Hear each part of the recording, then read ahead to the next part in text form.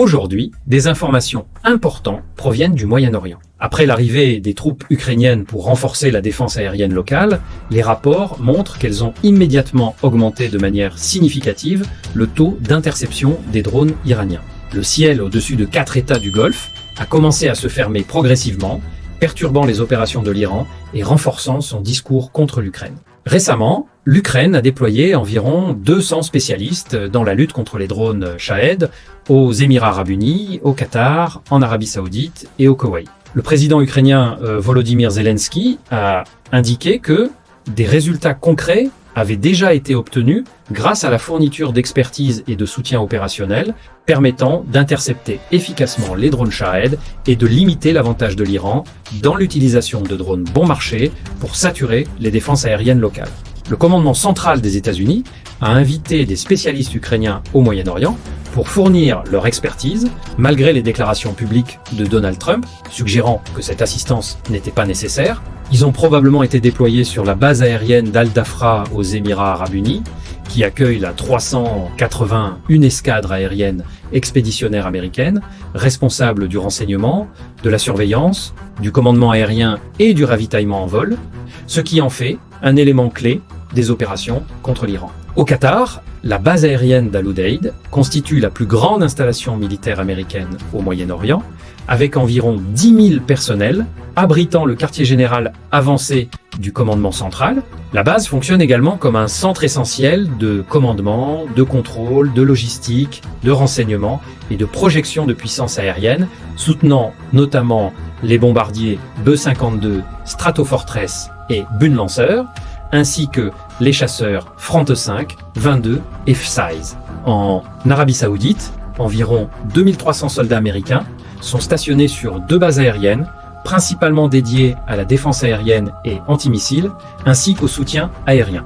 Le Koweït accueille l'une des plus importantes présences militaires américaines dans la région, avec environ 13 500 personnels stationnés à Camp Arif Shad, qui sert de centre logistique, de soutien et de commandement.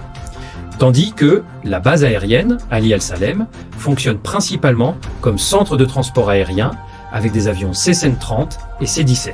Malgré leur capacité importante, ces bases disposent de défenses limitées contre les drones iraniens, car leurs systèmes principaux, tels que Patriot et Tahad, sont optimisés pour intercepter des missiles et non des systèmes aériens sans pilote plus petits, ce qui les a rendus vulnérables au début du conflit et dépendants du savoir-faire ukrainien.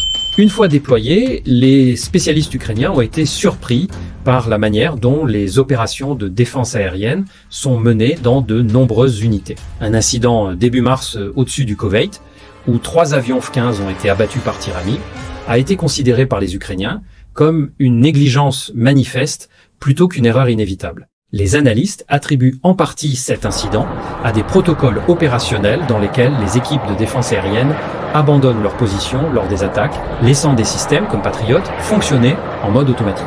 À l'inverse, les opérateurs ukrainiens restent à leur poste même sous un risque extrême, permettant des interceptions de dernière seconde décisives.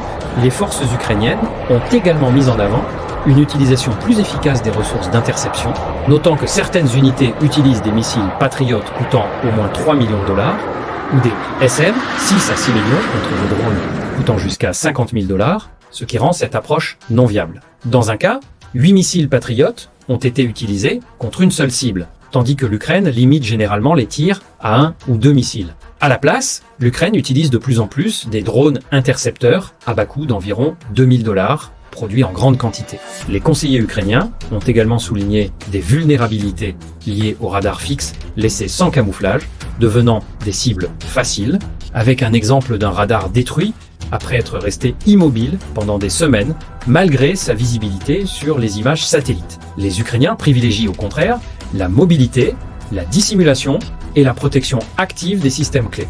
Fort de son expérience de guerre, l'Ukraine a développé un modèle de défense aérienne flexible et multicouche, intégrant des systèmes soviétiques et occidentaux, la guerre électronique, l'aviation, des unités mobiles et des drones intercepteurs.